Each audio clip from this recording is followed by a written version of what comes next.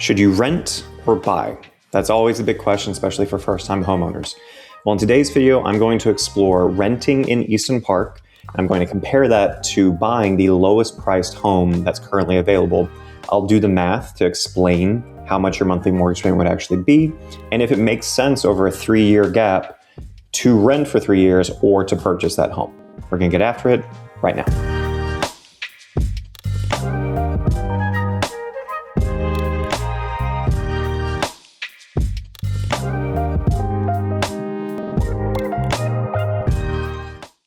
So the first thing you're looking at is a quick tour of a typical 2-bedroom apartment. This is in the Alina apartment complex in Easton Park. Just so you can get eyes on it, right? So it's not just a numbers game, but you're really getting a sense of, what do you get for that size. And that apartment complex, or that unit specifically, is about $2,000 a month. So that's pretty typical for the lowest amount you can get for renting in Easton Park is around $2,000 to $2,200, but we'll go with the low end just to see the math a little bit easier with that. So that's giving you a sense of kind of what a 2-bedroom, 2-bathroom feels like with the rental side. Now we're looking at my screen and we're looking at homes for sale. And I want to help you understand the math of what does a monthly mortgage payment look like compared to the price of a house. So I have all homes available right now, including new construction. See 89 on here, and I've put it by list price. So the lowest possible home right now is $285,000. Now everything's negotiable in real estate. I'm sure we could negotiate an even lower price, but we're just going to go with list price and negotiate better terms. So $285,000, that gets you a 2-bed, 2.5-bath, 2-story, 2022, so 4 years old, 1,175 square foot home. And again, listed at $285,000. And after we do all this math, we're actually going to go to this house, and so I can tour it and actually show you that, so you can kind of compare that feel, that vibe, compared to the apartment that you just saw. So let's do the math. The way we're going to do this, and this is spoiler, this is a second attempt at recording. I just talked all of this math and then looked back and realized it didn't record any of it. So it's already on the screen here, but this is an app I use to help estimate monthly mortgage payments. So just looking at the left side here, we have $285,000. FHA loan requires you to put at least 3.5% down, which is about $10,000 is what you would need to as a down payment for the house, okay?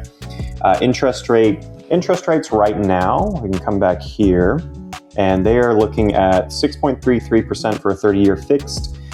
They're fluctuating quite a bit with this war in Iran. It was around 6 before the war, jumped up to 6.5, and it's kind of slowly been going down and up ever since. But regardless, whether it's resale or new construction, right? I'm sure you've seen signs with new construction. We're offering a 2.99, a 3.99, a 4.99, right? You can buy rates down, and you can do that on the resale side too, right? You just need to have a realtor who knows how to negotiate that on your behalf. So I'm confident with this house, we could negotiate it down to a 5% interest rate paid by the seller. So the seller would pay the lender to buy the rate down effectively to 5%. Okay, so we'll just put it there for now. We can probably even get it lower, but there's a lot of factors in that. And then hazard insurance, this homeowner's insurance, you can shop around for that. I'm just putting 0.68%. That's just kind of a general guesstimate. Taxes here are around 2.7, but if you apply your homestead exemption, meaning it's your primary living residence, that saves you a ton in taxes. And so I'm going to put 2.1% here because that's going to be more realistic to actually what you're going to be paying living there. HOA here is $75 a month, and I just picked a random closing date. I'm recording this in late April, so let's say we're closing June 1st. So looking over to the right here, we can see, and hopefully I don't know where I am on the screen right now, hopefully I'm not blocking any numbers, but up here is the main number. 2,364 is your monthly mortgage payment, okay? And it shows on the right here what all included in that. You're paying your principal and interest, you're paying your taxes, you're paying your homeowner's insurance, you're paying your mortgage insurance premium. That goes away once you own 20% equity in the home. So after a few years, you can talk to your lender, they'll take that charge off, so that saves you even more. And then your HOA is not technically part of your monthly mortgage payment, but we put it in here because it's something you have to pay, right? So $2,364. Now let's look at the loan details. Because on the face of it, it's, well, why I should just rent then, right? Because it's $2,000, this one's $2,364, so it's higher. But let's see what's going on with that. So right now we're looking at this amortization schedule. And basically what this shows is each month, more of your mortgage payment is going to go towards paying off the loan, the principal, and less of it's going to go towards paying off the interest. And you can see here, first month, 336, second month, 337, 339. Very slowly that ratio shifts where you're paying more in principal and less in interest. And so right off the bat, we're comparing the monthly mortgage payment to 2,000 rent. The monthly mortgage payment is about 2,000 with 336 of it going towards the house, right? Paying off the loan. So right off the bat, you're basically paying $2,000 in rent and 336 towards paying down the loan you took out, right? So month one, it's basically the same thing as renting. It's forcing you to put money into the home, right? Think of it almost as a savings account. And so if we go, let's say 3 years, which I typically say is the minimum to make your money back, because when you go to sell the home, there are some fees involved with that. And obviously the market shifts wildly recently since COVID. But typically 3 to 5 years is kind of the breaking point where it's like, okay, the equity, the value of the home has grown enough to where the selling fees are equal with how much it's grown in value, okay? Looking at year 4, we're at 266,807 left on the loan. The loan you took out was for 279. And so that comes out to about 13,000 after 3 years that you have just by paying your mortgage payment, you've saved 13,000, you've taken 13,000 off of that loan. So that when you sell the home, you then have 13,000 less owed. Ergo, you've earned 13,000, okay? So looking at this, it depends on a lot of factors on the market, but you put 10,000 into it, you then paid about 13,000 off, and then depending on what the home is worth in 3 to 5 years, then you're walking away with, let's say, 23,000, okay? That would be a very simple 23,000, and really earning 13,000 on that. So, in my opinion, that financially is a lot smarter than, than renting for those 3 years, okay? And it's just 3 years. It's one of those, if the market is a downward trend, then yeah, it's going to be rough because you'll be in the red. So there is some risk into this. I don't want to make it seem like it's a no-brainer, everything's going to be fine.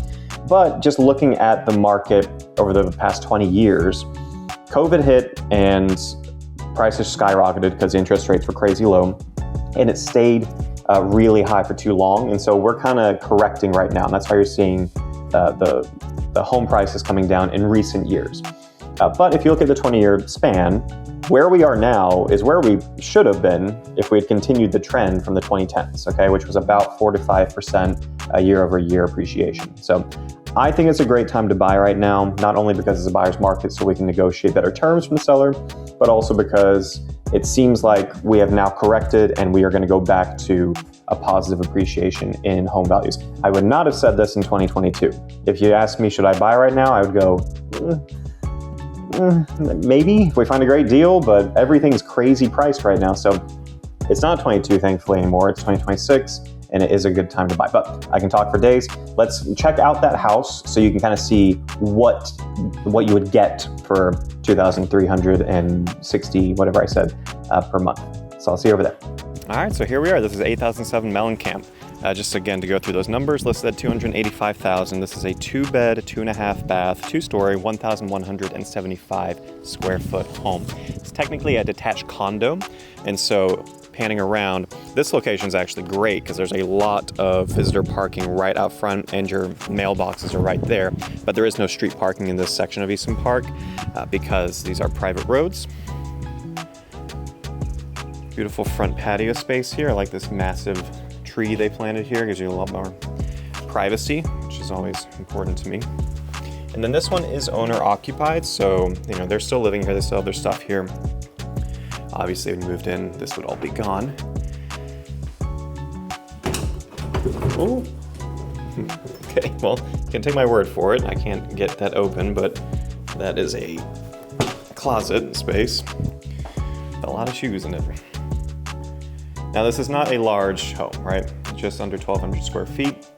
It's more about the price, but you can already get a sense. It's nice because it's owner occupied. It's basically staged, so you get a sense of, how furniture fits in here. Good amount of natural light. Really quiet because these are private roads right next to us. Also, looks like they put turf down, which is really smart. Most of these condos just have stone, gravel out here, and so it's not really usable. They did a really smart job with putting turf all the way through here and then having some seating areas around, but obviously you're not getting a great view, barely any yard space. Again, that comes with just the amount we're paying.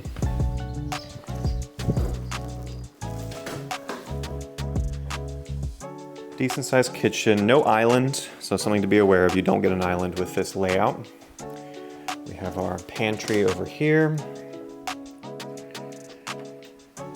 And then you actually get a half bath downstairs, pretty good sized half bath. No carpet downstairs. This is all luxury vinyl plank flooring. And then here's your 2-car garage.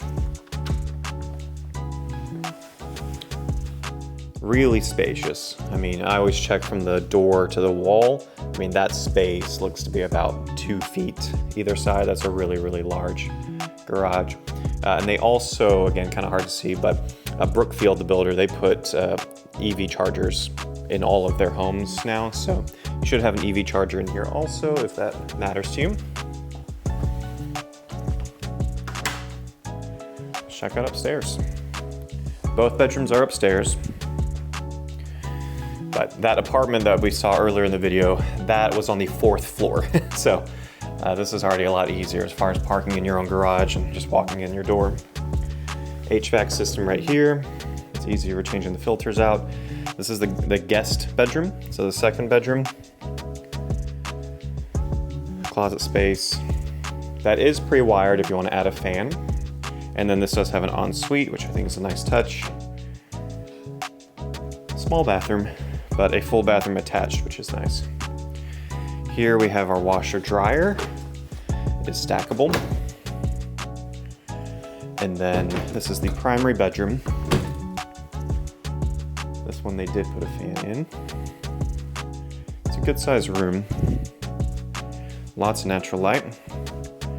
Just the one sink, which isn't ideal, but you do get the walk-in shower. And then closet space. Again, not ideal. It's decent, though you can make it work. I do like the amount of natural light. In this specific home where it's situated, it's really good. Some of these homes, will be right next to, it's lower than street level, so then when you get to the 2nd floor, you're right next to a road.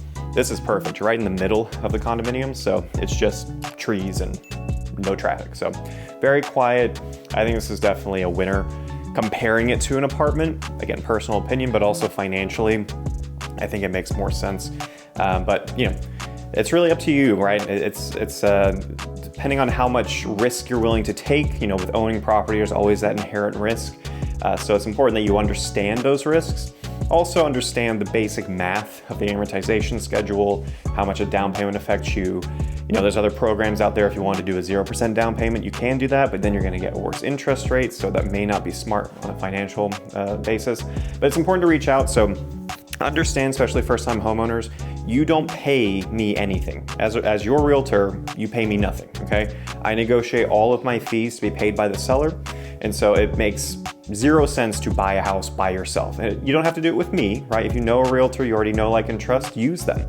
But I want to encourage anyone who's thinking of, should I renew my lease? Well, I'm not sure if I'm going to stay at my job. Should I buy? I don't know anything about buying. That seems scary. Reach out to me or a realtor that you already know, like, and trust. We can help you understand the process. And I'm not very pushy.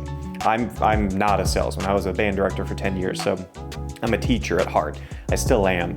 I just want to help people and help them understand the positives and the negatives of going this route. But I can tell you from personal experience, buying my first house was the best investment by far I'd ever done.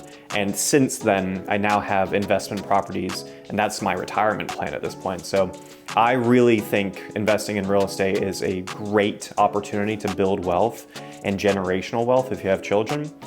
So please reach out. It doesn't matter if you're thinking of moving in 9 days or 90 days. You can give me a call, shoot me a text, send me an email, or schedule a Zoom call. Love to get to know you, get to know your situation, and just answer any questions you have, any questions you haven't even thought to ask yet, right? I have a whole list of things I always ask, when I first meet a buyer, how I can help them make sure we're all on the same page and we know what we're looking for and why we're looking for it. So if that sounds good to you, I'm gonna stop talking because I can talk your ear off.